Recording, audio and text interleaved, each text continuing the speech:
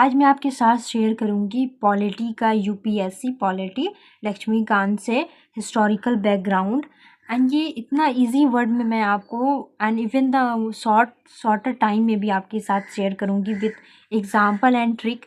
मैंने ये यूट्यूब में बहुत सा मैक्सिमम वीडियोस देखे जो कि 2 घंटे में है एंड एक ही लैंग्वेज में है, डबल लैंग्वेज मिला के नहीं है। एंड कुछ समझ में आती है, कुछ समझ में नहीं आती है। Most of the students are facing this type of difficulties and I am also share with you the क्या शेयर करूँगी मैं प्रीलिम्स एंड मेंस का क्वेश्चन आपके साथ वो भी शेयर करूँगी इससे मिलता जो इससे जो टॉपिक से पूछी गई है। क्योंकि आप तो टॉपिक तो आपके साथ शेयर किया जाता है पर वो समझ में नहीं आता कि इस टॉपिक से प्रीलिम्स में कौन से क्वेश्चन आए थे, मेंस में कौन से क्वेश्चन आए थे। तो आई share with you all the things. देखिए इसने RAC बनाने में बहुत टाइम लगा है, सो प्लीज़ वॉच, ये आपके लिए बहुत हेल्पफुल रहेगी एग्ज़ाम के लिए। एंड आप ये इसको भूलेंगे नहीं क्योंकि मैं आपके साथ हर चीज़ ट्रिक के साथ एंड एग्जाम्पल के साथ शेयर कर रही हूँ जो कि आप एग्ज़ाम में नहीं भूलें। क्योंकि हम ट्रिक के साथ एग्जाम्पल के साथ याद करते हैं वही हमें एग्ज़ाम में याद रहती है क्योंकि उसमें टाइम ड्यूरेशन बहुत कम रहता है and we don't remember all the things. हमें जो हम मतलब शॉर्ट ट्रिक से लगा के याद करते हैं, जो एग्जाम्पल देख के याद करते हैं वो हमें याद रहता है। ठीक है, ये टॉपिक से हिस्टोरिकल बैकग्राउंड। इससे प्रीलिम्स देखिए, प्रीलिम्स में भी जो जो क्वेश्चन पूछी गई है मैं उसके साथ आपके साथ शेयर कर रही हूँ। एंड रिलेटेड मेंस में जो क्वेश्चंस पूछी गई है इससे इस टॉपिक से रिलेटेड वो आपके साथ शेयर करूँगी। ठीक है, एंड इवन द मैं आंसर राइटिंग भी आपको बताऊँगी कि इसमें कौन कौन से टॉपिक आप लिख सकते हैं मेंस के आंसर में। ठीक है, and both the language. So let's start the, मैं ज़्यादा तो टाइम आपका नहीं लूँगी। Let's start the topic with historical background and cover all the whole things. And ये video I share with you that ये वीडियो देखने के बाद आप दूसरे वीडियो नहीं देखेंगे रिलेटेड टू हिस्टोरिकल बैकग्राउंड। ठीक है, so let's start the historical background UPSC polity Laxmikanth से। ठीक है, ये थोड़ा सा ये PDF मैं इसका आपको इसमें कहानी कशिश में शेयर कर दूंगी एंड इसमें ऑल द थिंग्स कवर है। ठीक है, एग्जाम्पल सब कवर है सॉल्यूशन के साथ एंड ट्रिक के साथ। ठीक है, इतना इजी कर दिया है मैंने, आप पढ़ सकते हैं आप इजी वे में। सो लेट्स स्टार्ट, देखते हैं भाई इसे थोड़ा इसको बड़ा कर लेते हैं। ठीक है, हिस्टोरिकल एंड शॉर्ट टाइम में मैं आपके साथ शेयर कर दूंगी। ठीक है, historical background of Indian constitution regulating act 1773। ठीक है, इसका क्या है फर्स्ट स्टेप बाई क्या किया था इसमें ब्रिटिश पार्लियामेंट टू कंट्रोल 1773 में था British parliament to control East India company.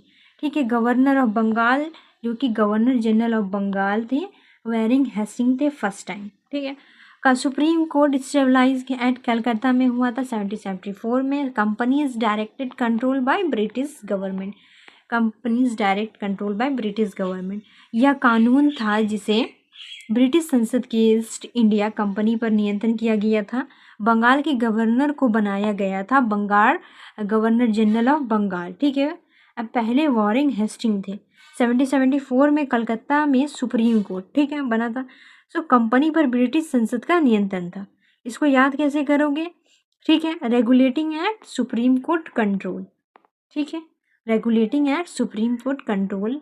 ठीक है, अब 1773 के बाद देखो amending act of 1781 act of settlement. किस चीज़ का सेटलमेंट था भाई? ये pass to remove defects of the regulating act. 1717 में जो डिफेक्ट हुआ था उसको सुधारने के लिए। ठीक है, clarified powers of supreme court है, जुडिशिक्शन ओनली ओवर क्या था British subjects in Calcutta not Indian outside. ठीक है, क्या है इसमें रेवेन्यू मैटर्स होगा kept outside supreme court's control की जाएगी। ठीक है, governor general in council in power to make rules and regulation. ये एक्ट बनाया गया था अधिनियम 1981 का अधिनियम 1773 के अधिनियम की गलतियों को सुधारने के लिए बनाया गया था। सुप्रीम कोर्ट की शक्ति सीमित कर दी गई थी और राजस्व मामले को इसके दायरे से बाहर कर दिया गया था। Supreme court outside of the ठीक है कंट्रोल। अब इसे याद कैसे करोगे? 1781 को court register restricted to British only, ठीक है। अब देखो क्वेश्चन, पिट्स इंडिया एक्ट। अब यहाँ से स्टार्ट होगा Pitt's India act. Pitt's India act 1784, background क्या है इसका? Regulating act of 1773, amending act of 1781, loopholes को, ठीक है। Needs to greater control of the East India company and specially after growing corruption and mismanagement. Features क्या है इसका? Features देख लो भाई। Dual control system, the company control commercial affairs, British government, board of control control political and administrative affairs. Board of control stabilize in Britain, क्या था इसमें? 6 member including cabinet member भी थे। Government generals empower, governor generals power increase over Bombay and Madras presidencies. Company become subordinate to crown in political matters में। Significance क्या रहा है इसका? Let the foundation of crown supervision over India administration, marked beginning of British government direct intervention in Indian affairs. क्या था ये? 1784 का Pitt's India act ने कंपनी और ब्रिटिश सरकार के बीच में दोहरी सत्ता प्रणाली लागू की थी। कंपनी केवल व्याख्या देखेगी, जबकि राजनीति और प्रशासन पर ब्रिटिश सरकार का नियंत्रण होगा, ठीक है। अधिनियम भारत का ब्रिटिश सरकार की प्रत्यक्ष पकड़ की शुरुआत थी ये। इसको याद करने का ट्रिक क्या है ये? 1784 पावर स्प्लिट, ठीक है। Company and trade, company power को बांट दी जाएगी। 1784 का मतलब क्या था कि पावर को बांट दी जाएगी, कंपनी ट्रेड संभालेगी एंड क्रोन पॉलिटिक्स, ठीक है, पॉलिटिक्स। अब देखो उसके बाद क्या है? अमेंडिंग एक्ट ऑफ 1786, ठीक है। बैकग्राउंड क्या था इसमें? पिट्स इंडिया एक्ट 1784 के बाद the governor general still faced restrictions in the India, ठीक है। कॉर्नवालिस क्या था? When appointed governor general demands more powers to function effectively, ठीक है। गवर्नर जनरल अथॉरिटी क्या थी भाई? देख लो, governor general could override the majority of his council in special cases में, ठीक है। Increase the personal authority, increase personal authority of governor general का। डुअल रोल था इनका अलाउड, ठीक है। डुअल रोल अलाउड क्या किया गया? Governor general could also serve a commander in chief of India army simultaneously. ये कमांडर इन चीफ भी आर्मी को भी साइमल्टेनियसली कमांड करेंगे, ठीक है। This provisions was specially made for lord Cornwallis, specially किन के लिए थी? लॉर्ड कॉर्नवालिस के लिए। अब इनका सिग्निफिकेंट देख लो भाई। फिर सिग्निफिकेंस क्या थी इनकी? Strengthen the post of governor general, ठीक है। गवर्नर जनरल की पोस्ट को मजबूत किया गया। Marked shift towards centralized authority in administration. उसके बाद क्या है? Give more power to one man instead of collective council decisions, ठीक है। एक व्यक्ति को अधिक पावर शक्ति दी जाए, ठीक है। अब देखो हिंदी में क्या है? 1786 के अधिनियम गवर्नर जनरल को विशेष परिस्थितियों में अपनी परिषद को और रूल करने का अधिकार देता है, ठीक है। ओवर रूल करने का अधिकार देता है। गवर्नर जनरल को सेनापति लाइक कमांडर इन चीफ भी बनने की अनुमति दी गई। क्या दी गई? गवर्नर जनरल को गवर्नर इन चीफ भी बनने की अनुमति दी गई। इसका उद्देश्य लॉर्ड कॉर्नवालिस को शक्तिशाली बनना था। इसका उद्देश्य क्या था? लॉर्ड कॉर्नवालिस को शक्तिशाली बनना था। अब ये याद करने का ट्रिक क्या है? 1786 extra power to governor general Cornwallis को एक्स्ट्रा पावर दिया गया था, ठीक है, 1786 के जरिए। Now the complete flow of early acts look like. अभी तक हमने क्या कंप्लीट किया है? रेगुलेटिंग एक्ट किया है 1773 वाला, 1781 का amending act, acts of settlement जिसे कहा जाता था, एंड 1784 का पिट्स इंडिया एक्ट जिसे डुअल कंट्रोल का है, ठीक है, एंड 1786 जिसे कॉर्नवालिस गिवन ओवरराइडिंग पावर, ठीक है। अब चलो नेक्स्ट देखते हैं। अब नेक्स्ट क्या है, चार्टर एक्ट शुरू होता है यहाँ से, ठीक है। चार्टर एक्ट देख लेते हैं अब भाई। चार्टर एक्ट ऑफ 1793 क्या है ये, extend the companies rule for 20 more years के लिए बढ़ा दिया गया, ठीक है। And governor generals powers over Madras, Bombay and governors strengthen कर दिया गया। कंपनीज कमर्शियल मोनोपोली कंटिन्यूड हो रही, ठीक है। देखो क्या है, कंपनी का शासन अगले 20 वर्ष के लिए बढ़ाया गया। गवर्नर जनरल का नियंत्रण मद्रास और बॉम्बे पर मजबूत हुआ। कंपनी का व्यापार एकाधिकार जारी रहा। सो इससे एग्जाम्पल क्या है इसका, British parliament still trusted company despite growing criticism, ठीक है। ठीक क्या है इसे याद करने का, 1793 रूल कंटिन्यू रहा, जो भी रूल था आगे, ठीक है। अब है चार्टर एक्ट दूसरा, जिसे चार्टर एक्ट ऑफ 1813 कहा जाता है। एंडेड द ट्रेड एंड हो गया monopoly of east India company का, एक्सेप्ट टी एंड चाइना को छोड़ करके, ठीक है। टी एंड चाइना ट्रेड को छोड़ करके अलाउड किया गया Christian missionaries to came and promote education को अलाउ किया गया, वायर एजुकेशन प्रमोट करे। कंपनीज रूल एक्सटेंड हो गया 20 ईयर के लिए, ठीक है, 20 साल मोर के लिए। अब देखो इसका हिंदी में, चलो देखते हैं क्या है। ईस्ट इंडिया कंपनी का व्यापार एकाधिकार समाप्त, ठीक है। चाय और चीन छोड़ करके ईसाई मशीनरियों को आने और शिक्षा फैलाने की अनुमति दी गई। कंपनी का शासन 20 साल और बढ़ाया गया। एग्जाम्पल क्या है, entry of missionaries, start of western education in India. इसे याद करने का ट्रिक क्या है, 1830 में क्या हुआ था, charter act of 1813 free trade and free teaching, ठीक है, free trade and free teaching याद रहेगा इससे आपको। अब देखो चार्टर एक्ट ऑफ 1833, जिसे सेंट हेलेना एक्ट भी कहा जाता है, ठीक है। क्या है, governor general of Bengal governor general of India बना दिया गया उसे, लॉर्ड विलियम बेंटिक को first governor general of India थे ये। एंडेड कंपनीज कमर्शियल एक्टिविटीज़ कर दिया गया and became purely administrative bodies को। तो लॉ कमीशन स्टेबलाइज किया गया। मैकिनली पीनल कोड, जिसे अभी कहा जाता है इंडियन पीनल कोड, स्टेबलाइज की गई, ठीक है। सेंट्रलाइज एडमिनिस्ट्रेशन किया गया। देखो क्या है, गवर्नर जनरल ऑफ बंगाल को गवर्नर जनरल ऑफ इंडिया कर दिया गया। पहले लॉर्ड कार्नर बेंटिक थे, ठीक है, पहले लॉर्ड बेंटिक बने। अपने कंपनी का व्यापारिक कार्य समाप्त हुआ, केवल प्रशासनिक संस्था रही, ठीक है। अब देखो लॉ कमीशन गठित की गई मैकेले द्वारा, दंड संहिता जिसे इंडियन पिनल कोड कहते हैं, अभी केंद्रीय सरकार हुई। टर्निंग पॉइंट क्या था, एग्जाम्पल देखो इसका, turning point company lost business rule became political ruler, ठीक है। इससे ट्रिक क्या है याद करने का, चार्टर एक्ट 1833 में क्या हुआ था, सेंट्रलाइज एंड कमर्शियल एंड हुआ था, सेंट्रलाइज पावर हुआ था एंड कमर्शियल एंड हुआ था। अब देखो नेक्स्ट क्या है, चार्टर एक्ट 1853। चार्टर एक्ट 1853 क्या है, companies rule extend without fix time limit.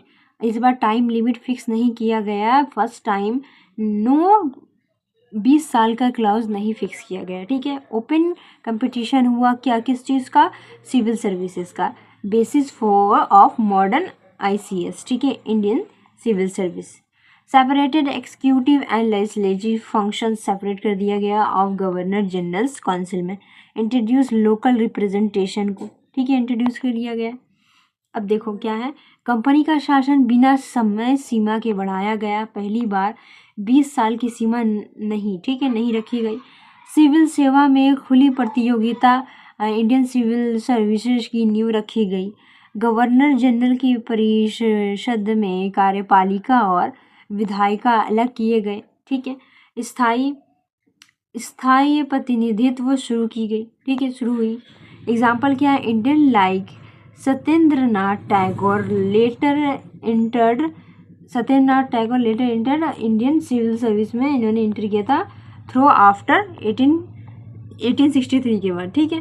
किया है इसको याद करने का, 1853 का एग्ज़ाम कंडक्ट किया गया है, सिविल ओपन कर दिया गया इंडियन सिविल सर्विसेज इसमें, ठीक है, 1853 में। एंड पावर्स इसको इसमें अलग कर दिया गया है, एग्जीक्यूटिव स्प्लिट, ठीक है, ये है इसका tricks. And you are not forget in your whole life. Let's देखते हैं अब हमने क्या पढ़ा चार्टर एक्ट अभी तक। क्विक टाइम लाइन ट्रिक, ठीक है, 1793 में रूल कंटिन्यूड हुआ मोनोपोली एंड कंट्रोल का। 1813 में फ्री ट्रेड फ्री टीचिंग हुआ, मोनोपोली एंड हुई, मिशनरीज अलाउ कर दिया गया। 1833 में सेंट्रलाइज पावर हुआ, सेंट्रलाइजेशन हुआ, कमर्शियल एंड हुआ, ठीक है, गवर्नर जनरल ऑफ इंडिया बने, नो बिजनेस, ठीक है। और 1853 में एग्ज़ाम कंडक्ट कराया गया, अलाउड कर दिया गया एंड पावर्स स्प्लिट कर दी गई, ठीक है, Indian civil service and legislative separation कर दिया गया। इजी नेमोनिक क्या हो गया, RFCE rule continues 1793, free trade and teaching 1813, centralization 1833 and exam and executive split 1853, ठीक है, RFEC, ठीक है। अब देखो इसको क्या है, dates the complete charter act, ये कंप्लीट चार्टर एक्ट है, इसको थोड़ा सा ऊपर कर लो। कंप्लीट चार्टर एक्ट यहाँ से स्टार्ट होता है 1793 से 1853 तक, ठीक है, डिटेल है एंड एग्जाम्पल्स है हिंदी इंग्लिश में ट्रिक के साथ, ठीक है। अब आगे देखते हैं क्या है, यहाँ से स्टार्ट होगा गवर्नमेंट ऑफ इंडिया एक्ट 1858, ठीक है, चलो देखते हैं। Government of India act 1858, end of east India company का एंड हो गया भाई, रूल ट्रांसफ़र टू क्राउन को चला गया, ये एंड कंपनी से क्राउन के पास चला गया। And secretary of state for India appointed हो गया, governor general viceroy Lord Canning first थे ये, ठीक है। 1857 विद्रोह के बाद कंपनी शासन समाप्त कर दी गई और उसके बाद क्राउन शासन शुरू हो गया। अब चलो नेक्स्ट में, इंडियन काउंसिल एक्ट में, ठीक है, Indian council act 1861, first time Indians were associated with law making, example raja of Banaras, maharaja of Patiala nominated हुआ, वाइसरॉयज एग्जीक्यूटिव काउंसिल एक्सपेंडेड कर दी गई, लेजिस्लेटिव फंक्शन अलाउड कर दिया गया, गिव लेजिस्लेटिव पावर टू, किसे दिया गया legislative power, Bombay and Madras presidencies को, एंड पावर डिसेंट्रलाइजेशन हो गई, ठीक है। देखो क्या पहली बार भारतीयों को विधि निर्माण में शामिल किया गया, जैसे बनारस के राजा, पटियाला और महाराजा, ठीक है। फिर क्या हुआ, वाइसरॉय की कार्यकारी परिषद को विधायी कार्य दिए गए, ठीक है। बॉम्बे और मद्रास को कानून बनाने का अधिकार मिला, विकेंद्रीकरण हुआ, ठीक है। अब देखो लॉर्ड, एग्जाम्पल क्या है, Lord Canning nominated Indians member के लिए, ठीक है। ट्रिक क्या है इसे याद करने का, 1861 को क्या है, इंडियंस की एंट्री हुई, independence plus independence to provinces, ठीक है।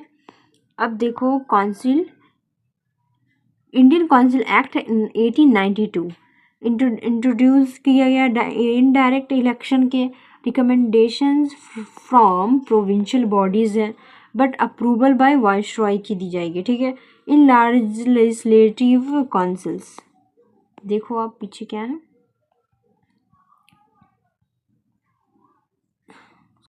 अब यहाँ से होगा इंडियन काउंसिल एक्ट 1892 इंट्रोड्यूस किया गया, इंट्रोड्यूस इनडायरेक्ट इलेक्शन का, recommendation from provincial bodies, but approval किसका है, वाइसरॉय का, बाय वाइसरॉय में की जाएगी।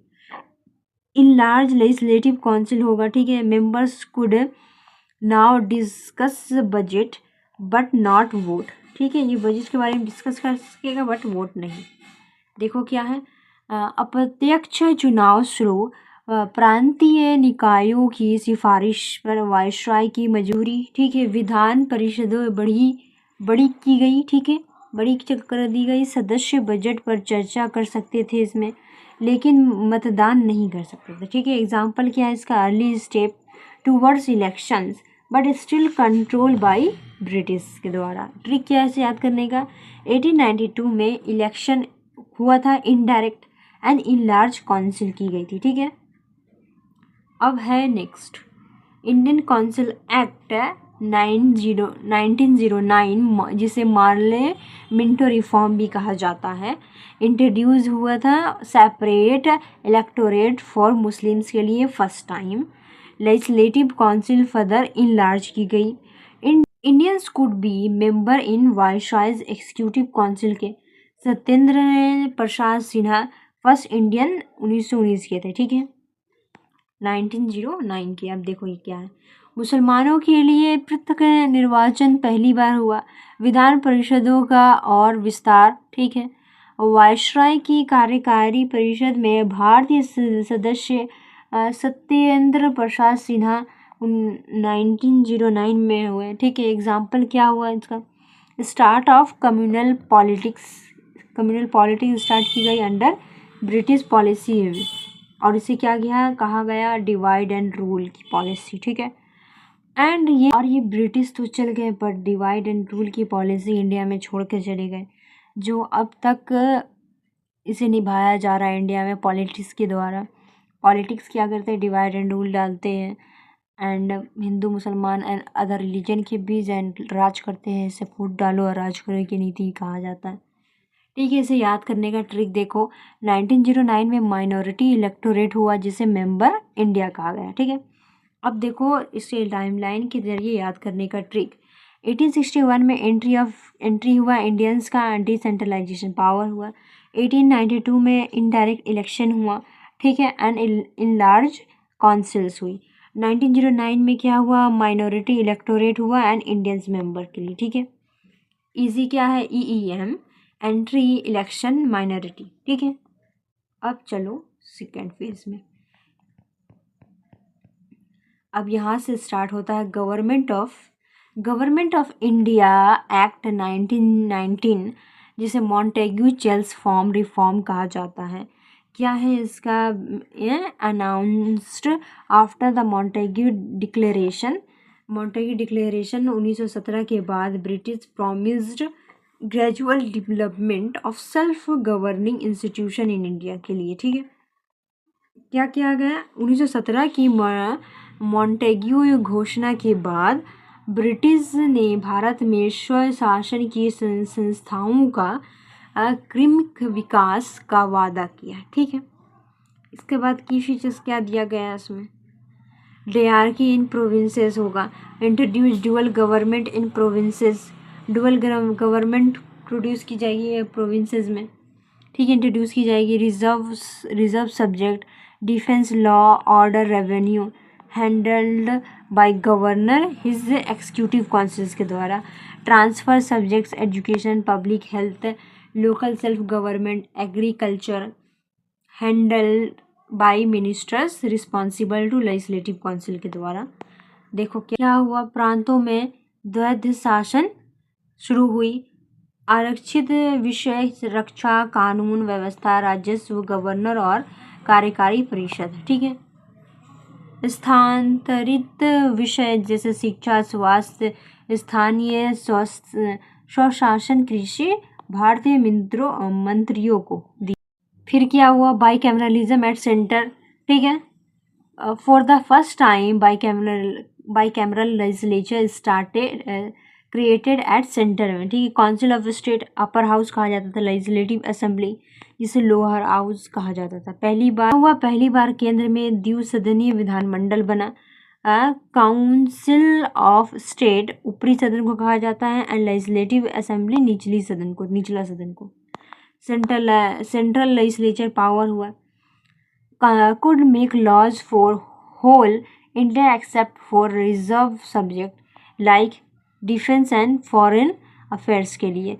संपूर्ण भारत के लिए कानून बना सकता था, पर रक्षा और विदेश नीति जैसी चीज़ों बाहर रही। ठीक है, क्या रही, voting rights, limited franchise like a based on property, tax and education. Only about कितना दिया गया, 10% population got the right to vote. So सीमित मताधिकार, संपत्ति कर और शिक्षा के आधार पर केवल लगभग 10% जनसंख्या ही को वोट कर सकती थी। ठीक है, जनसंख्या ही वोट कर सकती थी दैट टाइम। अब देखो इसका क्या है, ये देख लिया।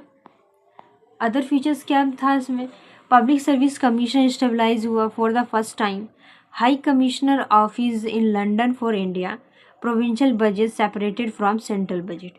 ठीक है, पहली बार लोक सेवा आयोग और पब्लिक सर्विस कमीशन लंदन में भारत के लिए हाई कमीशन का कार्यालय किया गया, प्रांतीय बजट केंद्र से अलग। ठीक है, अब देखो से एग्जाम्पल क्या था। Example, in provinces like Bombay Madras education health were handled by, किसी कौन हैंडल करता था, Indian ministers, but law and order health education health, ठीक है, बॉम्बे मद्रास में कौन हैंडल करता था, Indian ministers, but law and order state with governor के द्वारा। क्रिटिसिज्म क्या था, dyarchy fail, governors still had overriding powers, Indians had a limited control. तो दैद्य शासन असफल रहा, गवर्नर के पास अंतिम शक्ति रही, भारतीय सूत्र ऊपर कर लो, देख लेते हैं, भारतीयों का नियंत्रण बहुत सीमित था। ठीक है, अब चलो देखते हैं नेक्स्ट, ये है गवर्नमेंट ऑफ इंडिया एक्ट 1935। क्या रहा इसमें, based on recommendation of the Simon commission जो कि 1927 में था। ठीक है, राउंड टेबल कॉन्फ्रेंस हुआ 1930-32 में, विद द वाइट पेपर, किसमें, वाइट पेपर में 1933 में। यह अधिनियम साइमन कमीशन 1927, गोलमेज सम्मेलन 1930-32 में, ऑन श्वेत पत्र 1933 की सिफारिशों पर आधारित था। ठीक है,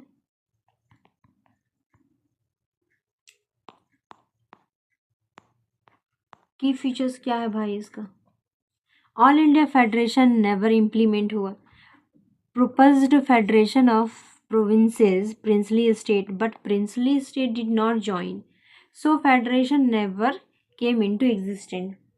प्रांतों, रियायतों और संघ बना था इसमें, पर ये रियायतों शामिल नहीं हुई थी, इसलिए संघ अस्तित्व में नहीं आया।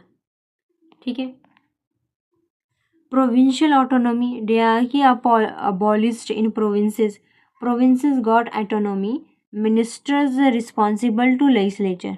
ठीक है, प्रांतों में दैध शासन डियार्की समाप्त हुई, प्रांतीय स्वायत्तता की दी गई, अब मंत्री विधानमंडल के प्रति जिम्मेदार थे।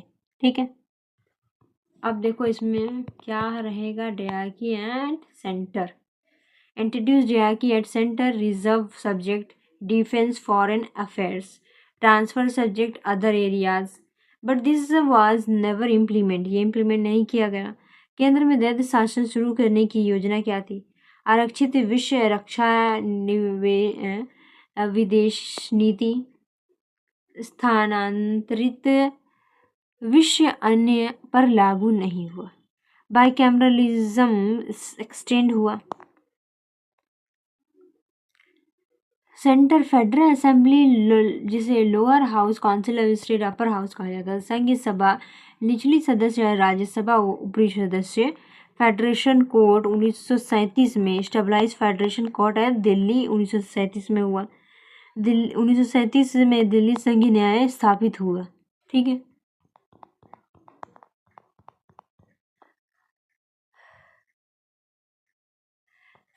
फ्रेंचाइज क्या हुआ इसमें, वोटिंग राइट्स दी गई, अबॉलिश अबाउट 14% पॉपुलेशन को दी गई, got the right to vote, expanded from 1919 act से एक्सपेंड कर दिया गया। ठीक है, बढ़ा दिया गया, लगभग 14% जनसंख्या को मताधिकार मिलना, 1919 से ज़्यादा, उसमें 10% था ना। अब ऑल इंडिया सर्विसेज क्या हुआ, provided for creation of new law India services, जिसे IAS IPS कहा जाता है, नई अखिल भारतीय सेवाओं IAS एंड IPS का प्रावधान किया गया, सेपरेशन ऑफ ब्रह्मा किया गया, Brahma now Myanmar separated from India, separated from India, separated Brahma. अब म्यांमार को भारत से अलग कर दिया गया। इसमें क्या हुआ, फीचर्स क्या रही इसकी? Sindh separated from Bombay, Orissa separated from Bihar, provincial legislatures became bicameral in 6 provinces, Madras, 6 provinces में मद्रास, बॉम्बे, बंगाल, बिहार, यूपी। ठीक है, क्या कर दी गई भाई? सिंध को बॉम्बे से अलग कर दिया गया, उड़ीसा को बिहार से अलग कर दिया गया। से 6 प्रांतों मद्रास, बॉम्बे, बंगाल, बिहार, यूपी, असम में द्विसदनीय विधानमंडल बना, जिसे द्विसदनीय ड्यूअल कहा जाता। ठीक है, बिहार उड़ीसा एग्जाम्पल क्या रहा? Bihar Orissa earlier were one 1935 act separated them. ठीक है, इसको ऊपर कर लो। फिर Sindh was earlier part of Bombay, become a separate province. चलो इसको थोड़ा बड़ा करके देखते हैं।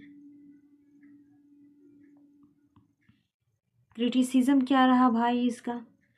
Federation never implemented, governor general still had overriding powers, franchise still very limited, सभी लागू नहीं हुआ, गवर्नर जनरल के पास अब भी अंतिम शक्ति थी, मताधिकार अब भी सीमित थी।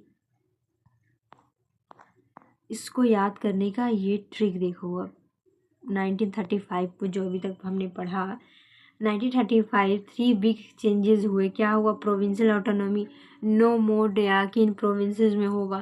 फेडरेशन प्लान की जाएगी बट फेल हो गया।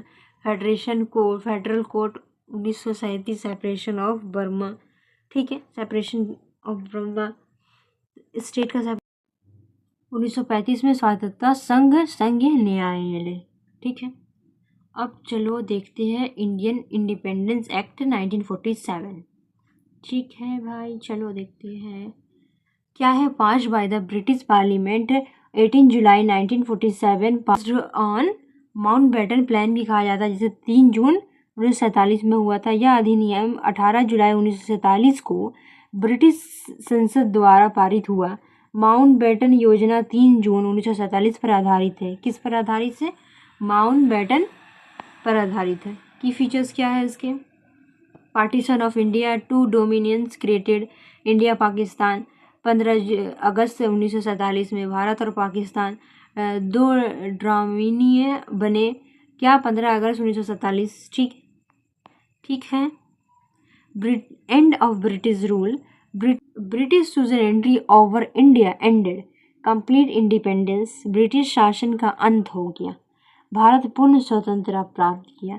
अब मैंने आपके साथ जो भी अभी तक इन्फॉर्मेशन शेयर की है, आई श्योर डैट ऐसी इन्फॉर्मेशन जो कंबाइन करके मैंने आपके साथ शेयर की है ट्रिक और एग्जाम्पल के साथ, वैसी आपको नहीं मिलेगी, क्योंकि ये मैंने बहुत इजी वर्ड में कितने दिनों से इसे प्रिपेयर किया है एंड बहुत मेहनत लगी है। तो आपके लिए कि समझिए आप अच्छे से यानी इसे याद रखें, क्योंकि in the end of exam हमें हड़बड़ी मची भी रहती है कि सब रिवाइज़ कर ले, कैसे रिवाइज़ करें, ये भी भूल जा रहे, वो भूल जा रहे, हिस्ट्री पढ़ रहे, ज्योग्राफी भूल रहे, ज्योग्राफी पढ़ रहे, पॉलिटी भूल रहे। तो I know the situation very well, so that's the reason I am share with you in the easy way. So please read, revise and share. ठीक है। कंस्टिट्यूएंट असेंबली क्या थी? Each dominion Indian Pakistan would have its own constituent assembly to frame its constitution. दोनों dominion Bharat और पाकिस्तान की अपनी अपनी संविधान सभा होगी। इसमें बताया गया governor general, each dominate would have its own governor general appointed by the king on advice of dominion cabinet के द्वारा। ठीक है, प्रत्येक डोमिनियन का अपना गवर्नर जनरल होगा, राजा नियुक्त करेगा डोमिनियन मंत्रिमंडल की सलाह पर। लेजिस्लेटिव सॉवरेनिटी क्या थी? Dominion legislature got full power to make laws, even overriding the British Parliament. Dominion विधानमंडल को पूर्ण कानून बनाने की शक्ति ब्रिटिश संसद से भी ऊपर। ठीक है।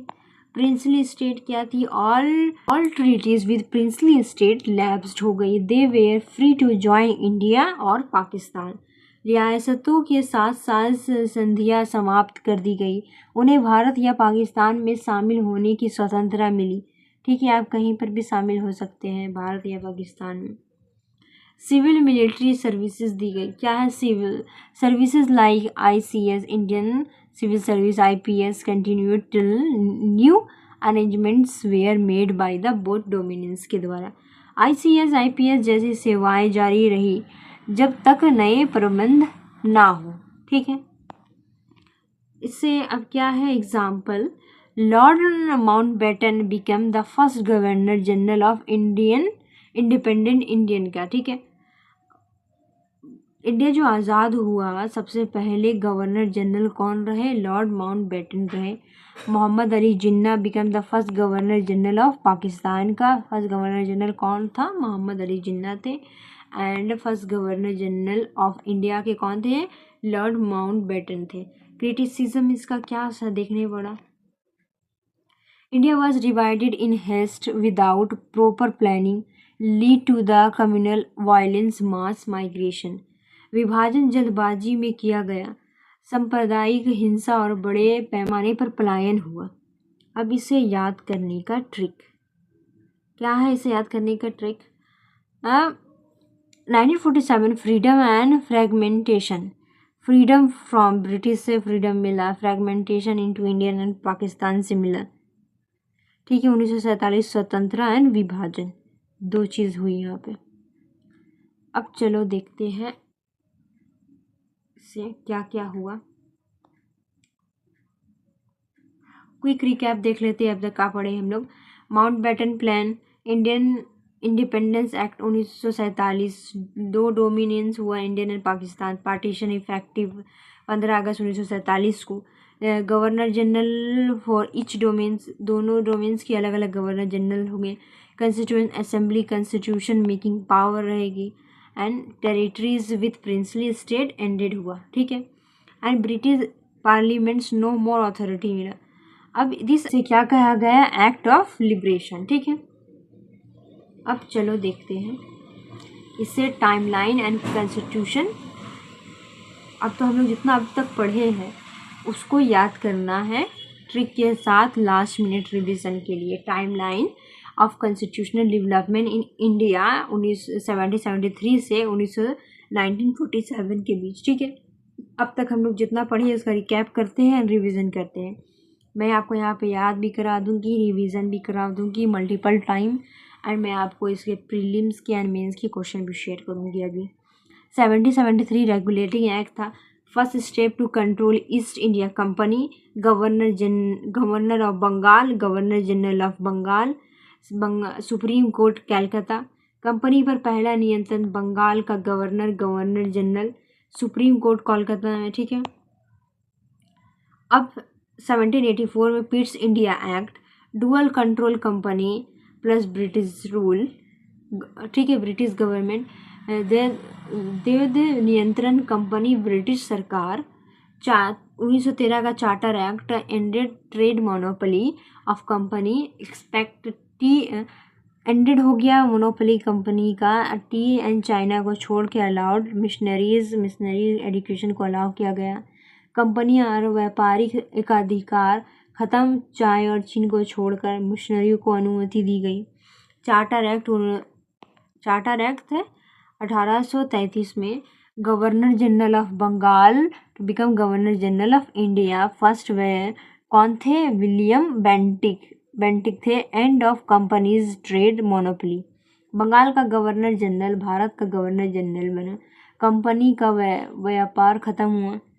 चार्टर एक्ट 1853, ओपन कंपटीशन हुआ सिविल सर्विसेज का, Macaulay report, legislative and executive separated, civil सेवा में खुली प्रतियोगिता, विधायी और कार्यकारी अलग किए गए। ठीक है, 1858 में 1858 government of India, company rule ended, power British crown, secretary of state. ठीक है, इसको जरा ऊपर कर लो। स्टेट क्रिएटेड हुआ, कंपनी का शासन समाप्त हुआ, सत्ता क्राउन के पास आ गई एंड सिक्योरिटी ऑफ स्टेट की। ठीक है, चलो अब देख लेते हैं नेक्स्ट। उसके बाद क्या था, 1858 हम लोग देख लिए। अब 1861 में क्या हुआ। 1861 Indian council act, Indian nominated in council for first time legislative power to province में पहली बार भारतीय परिषद में प्रांतों को विधायी शक्ति मिली। ठीक है, अब 1892 में Indian council act, indirect election introduce, budget discussion allowed किया गया, प्रत्येक चुनाव शुरू, बजट पर चर्चा शुरू। 1909 में मॉर्ले मिंटो रिफॉर्म आया, separate electorate for Muslim Indian in executive council, जिसे डिवाइड एंड रूल की पॉलिसी यहाँ पे अपनाई गई, फूट डालो और राज करो की नीति कहा जाता है इसे। मुसलमानों के लिए प्रत्येक निर्वाचन कार्यकारी परिषद में भारतीय।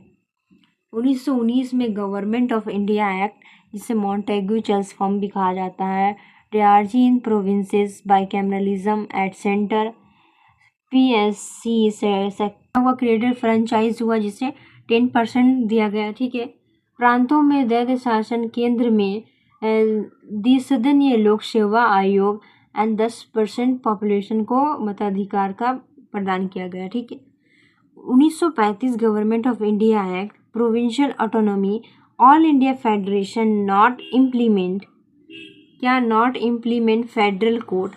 1937 फ्रेंचाइज, इसमें क्या दिया गया, 14% ब्रह्मा सेपरेटेड किया गया, 40% टू वोट का अधिकार। ठीक है, प्रांतीय स्वतंत्रता संघ नहीं बना, संघ न्यायालय 1937 में 14% मताधिकार दिए गए, वर्मा अलग हुआ, स्टेट सेपरेट किए गए। ठीक है, 1947 1947 Indian independence act, partition into India and Pakistan, dominion status, territories with princely state ended, भारतीय पाकिस्तान विभाजन, डोमिनियन स्टेट, रियासतों की संख्या ख़त्म की गई। अब देखते हैं इसे याद करने का ट्रिक। इसके यहाँ पे पढ़ने के बाद ना हिस्टोरिकल बैकग्राउंड, आप कोई भी चैनल पर नहीं जाएंगे, ये तो पक्का। रेगुलेट पीट, charter 3, charter 5, company and council 61, council 92, 1961 1992, मॉन्टेमिंटो 1990, Montford जिसे कहा जाता है 1919 में, गोल 1935 इंडिपेंडेंस हुआ था 1945 में। क्या है 1773 में रेगुलेशन, 1784 में पीट स्प्लिट एंड 1830 में ट्रेड फ्री, 1833 में governor general of India and 1853 में इंडियन सिविल सर्विसेज एग्ज़ाम हुआ था लागू, 1858 में कंपनी आउट, 1861 में काउंसिल इन, 1892 में बजट व्यू, 1909 में मुस्लिम सीट, 1919 में डया की डबल, ठीक है, डुअल सिस्टम एंड 1935 में ऑटोनॉमी कोड एंड 1947 में फ्रीडम पार्टीशन। ठीक है, एक दो बार पढ़ लेंगे, वीडियो देख लेंगे, आप नहीं भूलेंगे। अब यहाँ से स्टार्ट होता है कि जो पूछा गया था prelims exam related to historical background से, UPSC prelims PYQ constitutional development 1773 to 1947। तो 2012 में प्रीलिम से पूछा गया है, क्या पूछा गया है, which of the following is are the principal features of the government of India act 1919 1919 में, इंट्रोड्यूस ऑफ डियाकी in the executive government of the provinces, introduction of separate communal electorate of for Muslims, ठीक है, devolutions of legislative authority by the centre to the provinces. So इसका option सही क्या है, 1 and 3, 1 and 3 सही होगा, ये 2 is wrong, so option number C is right. क्या होगा, डियाकी इंट्रोड्यूस की गई सही है प्रोविंसेस की, but devolution of legislative authority central provinces सही है, बस सेपरेटेड इलेक्टोरल फॉर मुस्लिम नहीं हुआ। ये किस में हुआ था? 1919 में, नॉट 1919 में नहीं हुआ था, 1909 में हुआ था। ठीक है, याद रखिएगा। अब देखिए क्वेश्चन ये पूछा गया है प्रीलिम्स में 2022 में। In the government of India act 1919 the function of the provincial government were divided into reserve and transfer subjects. Which of the following were treated as reserve subjects? Administration of justice, क्या है? Administration of justice, local self government, land revenue, police. क्या होगा इसमें? Option number C is right, 1, 3 and 4, but 2 is not right, local self government is not right. कैसे देखते हैं इसका? 1919 में मॉन्टेग्यू चेल्सफॉर्म रिफॉर्म आया, जिसे डया के इंट्रोड्यूस प्रोविंसेस की गई। रिजर्व सब्जेक्ट क्या था? Law, order, police and revenue, land revenue, administration of justice. Transferred subject education, public health, local self government, agriculture. So 1, 3, 4 were reserve. ठीक है, बट द क्या नहीं था? लोकल सेल्फ गवर्नमेंट नहीं था, इसलिए 1, 3 and 4 इज राइट। अब देखो इसका दूसरा, 2018 में पूछा गया है। In the federation establish by the government of India act of 1935 residuary powers were given into the, किसे दिया गया था? गवर्नर जनरल को। ठीक है, किसे दिया गया था? गवर्नर जनरल को। क्या? Residuary power not enumerated in the federal list or others were vested in the governor general under the 1935 act that gave him strong override capacity in many matters में। अब देखो किसमें? 2024 का क्वेश्चन है ये। With reference to the Government of India Act 1935 consider the following statement. It provided for the establishment of an all India federation. It 1935 का act का बता रहा। It included the provinces of British India and the princely states as part of the federation. The act provided for the formation of provincial autonomy. Which of the statement given is are correct? तो कौन सा statement correct है इसमें? 1 and 3 correct है। ठीक है, 1 and 3 correct है, but 2 is not right. क्यों? देखते हैं। स्टेटमेंट 1 क्या है? The act proposed the all India federation. ठीक है, ये राइट है। स्टेटमेंट 2 है नॉट फुल्ली करेक्ट, क्योंकि inclusion of princely state was voluntary and many did not join. So effectively the federation did not function as a real federative entity including all princely state में। Statement 3 भी correct है। क्या है इसमें? The act provided for provincial autonomy, abolish डया के provinces में। अब चलो नेक्स्ट में, 2021 में पूछा गया था consider the following statement.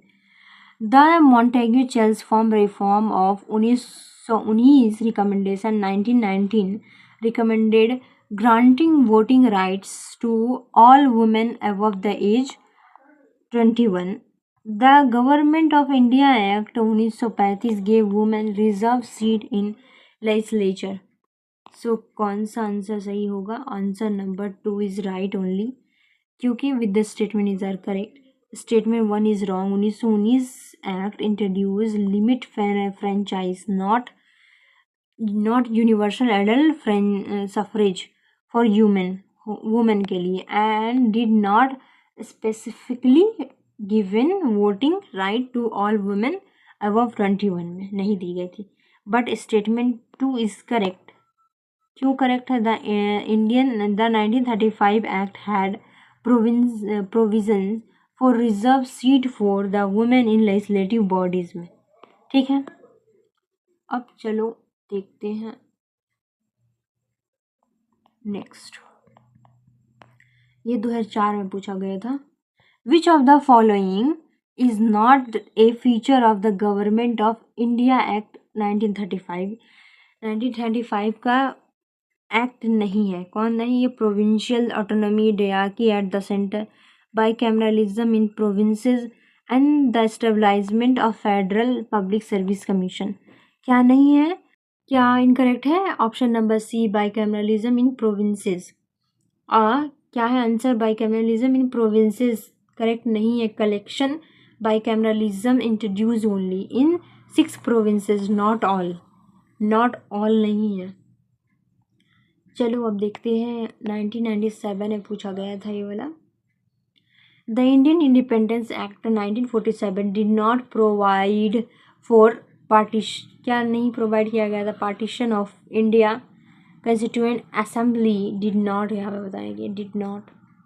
Constituent assembly for India and Pakistan, abolition of office of governor general in both India and Pakistan, abolition of office of secretary of the state for India.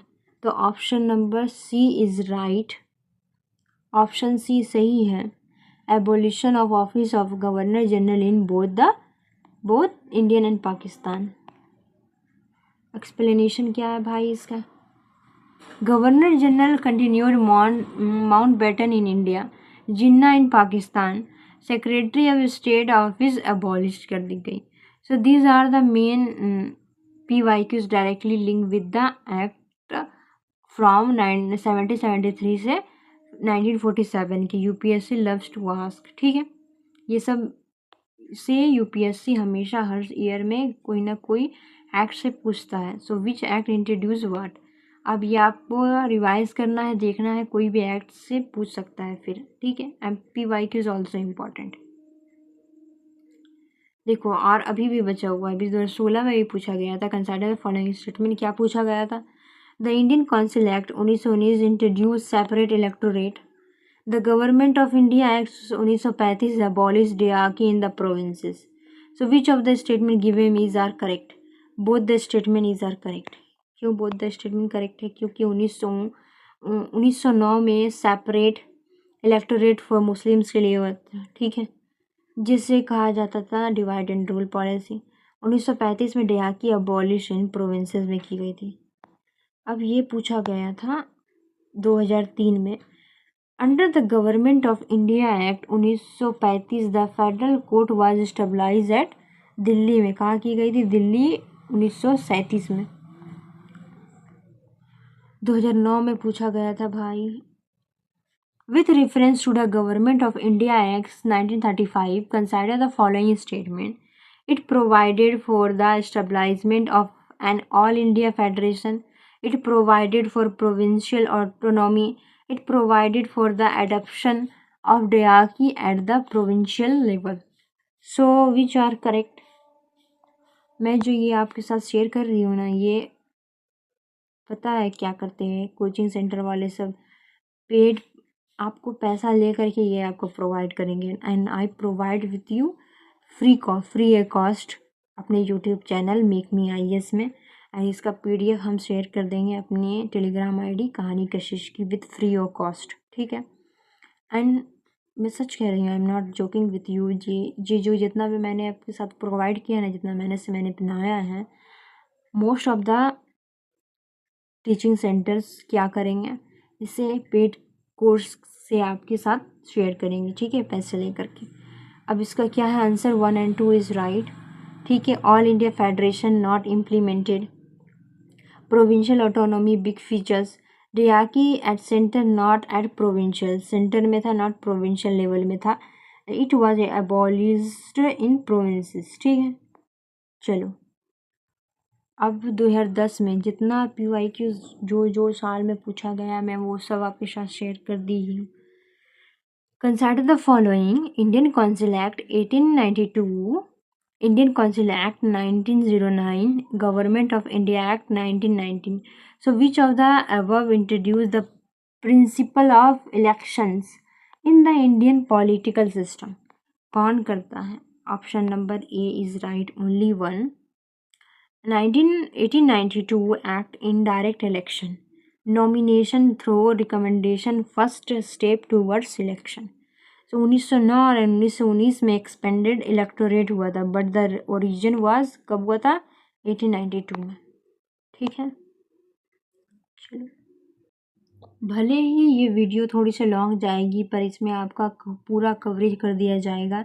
आपके prelims, PYQs जितना पूछा गया है, you mains में जितना PYQs पूछा गया है, हिस्टोरिकल बैकग्राउंड्स सब मैं आपके साथ शेयर कर दूँगी। ठीक है। इन द 2022 से पूछा गया है ये। In the government of India act 1919 the function of provincial government were divided into reserve and transfer subject. Which of the following was treated as reserve subject? किसे ट्रीटेड किया गया था? Administration of justice, local self government, land revenue and police. Local self government को छोड़ करके 1, 3 and 4 is right. Reserve, admin of justice, land revenue, police, but local self government is transfer not right. 2021 में क्या पूछा गया भाई? Consider the following statement. The Montagu-Charles formed reforms of 1919 recommended granting voting right to all the women above the age of 21.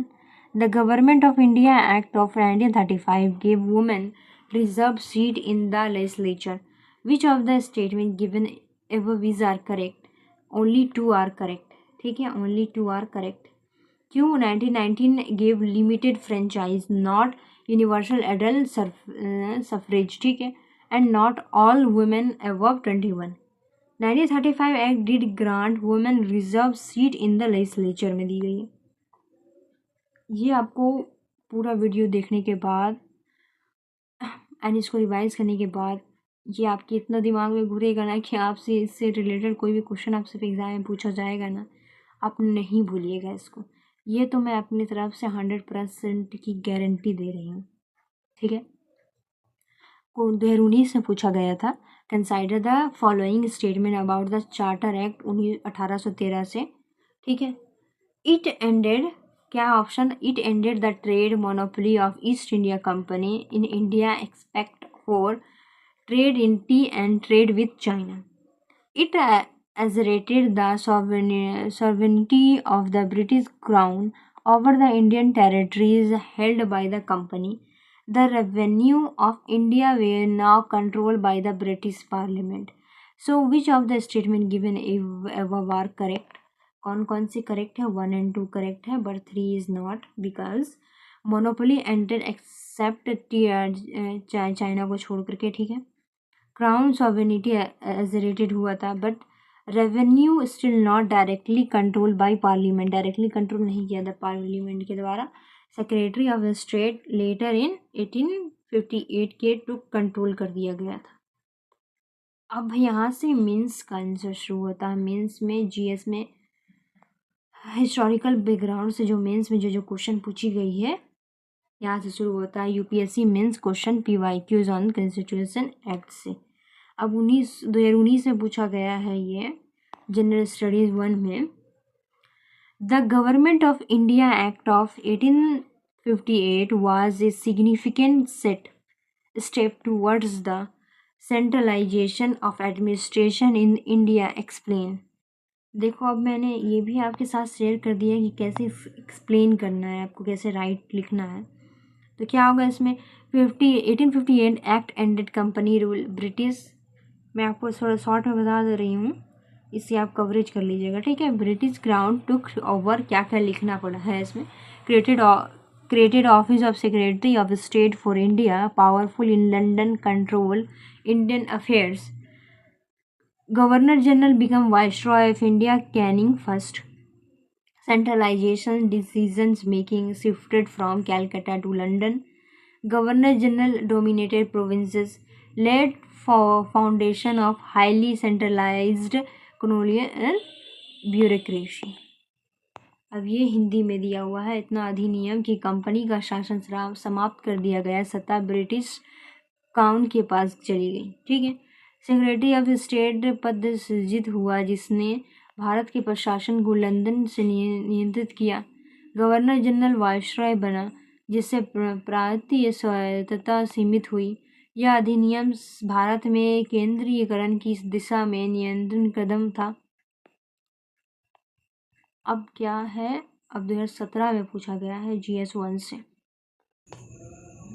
अब ये 2017 में पूछा गया था GS 1 में। द गवर्नमेंट मीन से पूछा गया था, the government of India act 1935 is the most important source of the present Indian constitution discuss. क्या है एक्सप्लेनेशंस इंग्लिश, ठीक है। 1935 act introduced provincial autonomy bicameralism at centre federal court 1937। इस तरह आपको ये टॉपिक लिखना है, कवरेज करनी है, ठीक है। Through all India federation was never implemented, many provinces were carried into 1950 constitution. Broad features क्या है, federal schemes, governors office, public service commissions, emergency provisions. Provincial autonomy क्या है, similar to state list power today. So 1935 act was the blueprint of Indian constitution. इसको आप अच्छे से सजा के लिखना है 3 फेज में, introduction, body, conclusion and also make some diagrams. 1925 अधिनियम से भारतीय संविधान की कई विशेषताएं ली। प्रांतीय स्वायत्तता, संघीय योजना, लोक सेवा आयोग, संघ न्यायालय, आपात प्रावधान, केंद्र व राज्य के बीच शक्तियों का विभाजन भी इसी से आया, इसलिए इसे भारतीय संविधान का मूल स्रोत कहा जाता है, ठीक है। अब देखो ये पूछा गया था 2013 में मेंस में, ठीक है। Through the government of India act 1919 was significant constitutional advance, it still fell short of the expectations of the Indian people elucidate, ठीक है। आंसर कैसे लिखोगे, अचीवमेंट्स इंट्रोड्यूस्ड याकी in provinces, expanded legislative councils, limited franchise जो कि 10% उस time दी गई थी 1919 में। शॉर्ट कमिंग्स क्या था, डयाकी फेल हुआ, governors had overriding power, central legislatures not purely रिस्पेक्टेटिव्स, separate electorates continued, Indians expected self-government after World War I, Montague Declaration, but reforms were half-hearted। अब ये हिंदी में देख लो थोड़ा।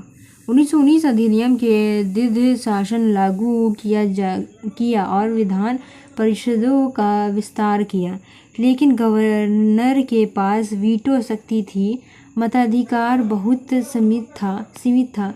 प्रत्येक निर्वाचन मंडल जारी रहे, भारतीय जनता की उत्तरदायी सरकार की अपेक्षा पूरी नहीं हुई, ठीक है। अब चलो देखते हैं दूसरा भाई क्या है, ये पूछा गया था 2000 मेंस में 2008 में, जो कि GS पेपर 2 में पूछा गया था ओल्ड सिलेबस से, ठीक है।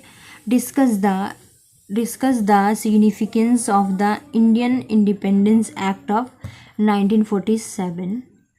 पार्टीशन ऑफ इंडिया क्या लिखना है इसमें, partition of India, Indian Pakistan created dominion status, both governor general retained still constitution adopted, ended suzerainty of British crown territories with princely state lapsed, constituent assemblies of Indian Pakistan empowered to make constitutions, so marked transfer of power, formal end of colonial rule का and हो गया।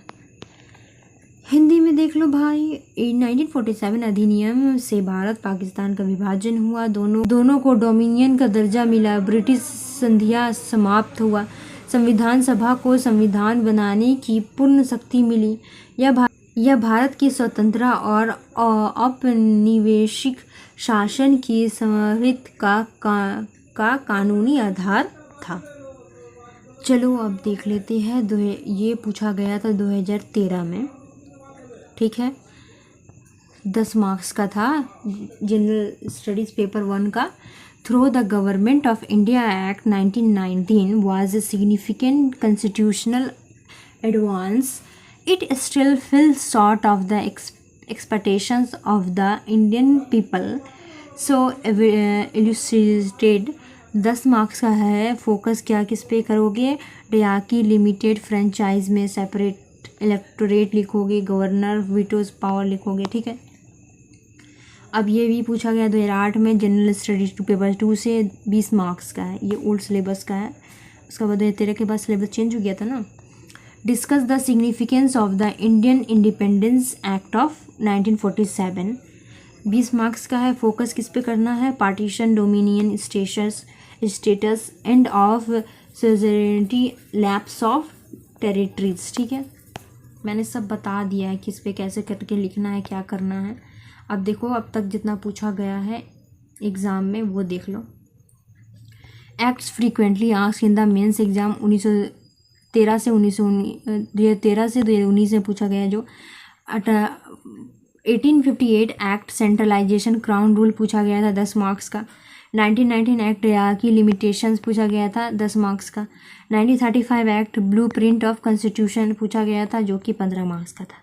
और 1947 act freedom and partition पूछा गया था जो कि 20 marks का था, old syllabus and but still relevant, ठीक है। ये एग्ज़ाम में फिर से आपको अगर पूछेगा तो आप लिख लीजिएगा, ये तो पक्का है ना। देखो अब मैं थोड़ा सा बता देती हूँ इसको कैसे लिखना है आपको, क्योंकि most of the people have no knowledge to that how to write answer कैसे। सो इंट्रोडक्शन लिखना है, body, conclusion. So I explain some questions, ठीक है। Explain the significant of the government of Indian act 1935। Introduction कैसे लिखोगे, देखो कैसे लिखना है। द गवर्नमेंट ऑफ, मैं जस्ट आपको रिकैप दे रही हूँ कैसे बताना है, छोटा सा व्यू बता रही हूँ। The government of India act 1935 was the last major constitutional reform by the British before independence. So it provided a comprehensive framework for governance, federalism's provincial autonomy, and laid the foundation for India's post-independence constitution. 1935 का अधिनियम British सरकार द्वारा आज़ादी से पहले लागू अंतिम प्रमुख संवैधानिक सुधार था। इसने शासन संघीयता और प्राविधिक स्वतंत्रता का ढांचा प्रदान किया और स्वतंत्र भारत के संविधान की नींव रखी। ये हो गया इंट्रोडक्शन।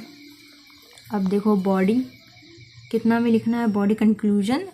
बॉडी लिखना है कम से कम 120 या 130 वर्ड में लिखना है, ठीक है। फीचर्स पहले लिखोगे, की फीचर्स। प्रोविंशियल ऑटोनॉमी, डयाकी abolish provinces had full control over transfer subject. दूसरा federation structure, proposed all India federation with British provinces and princely state, though many princely state did not join bicameral legislature at center, Rajya Sabha, Council of State and Lok Sabha, Federal Assembly. Provincial of powers, clear distribution of power between center and provinces. Governor had special responsibilities. Residuary power vested in Governor General. Judiciary and public service, Federal Court established public service commissions for center and provinces के लिए, ठीक है। फिर 6 point क्या है? Judiciary and public services, federal court establish public service commission for central and provinces. Significant क्या है इसका? Serve as a blueprint of Indian constitution, influence federalism, emergency powers, center state ठीक है रिलेशंस।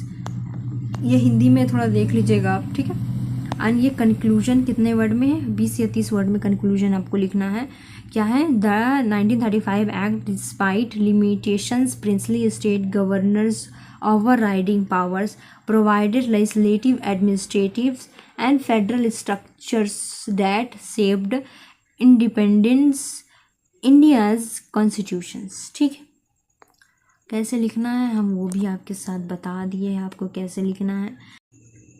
एक आंसर और देख लो, एक्सप्लेन 1947 का, फिर आपको दिमाग में अच्छे से घुस जाएगा कि कैसे आपको किस तरह से लिखना है।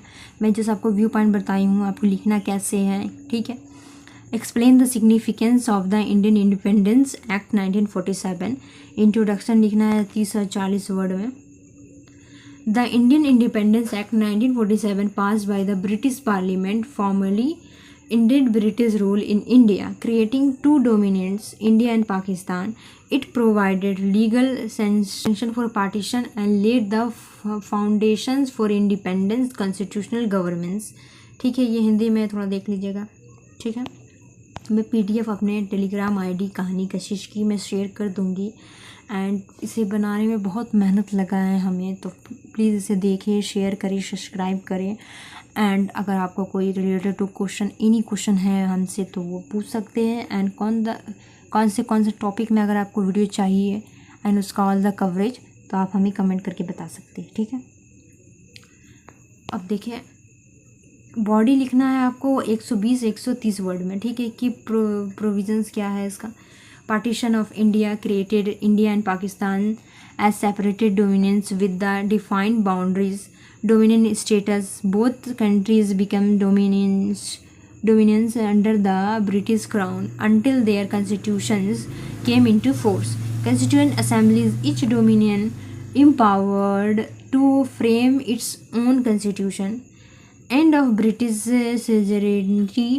All territories and relations with princely state lapsed. Princely states gained freedom to join Indian and Pakistan. Transfer of power, full legislative and executive power transferred to Indian and Pakistan governments. Significant क्या रहा भाई इसका देख लो। आपको इसका PDF मिलेगा make me IAS में। ठीक है, ये कहानी कशिश की में मिल जाएगी। एंड सब्सक्राइब करें एंड इस वीडियो को शेयर करें। ठीक है, marked the formal end of colonial rule in India, legal basis of for India and Pakistan sovereignty and self governance, enable the drafting of Indian constitution and the establishment of democratic institution।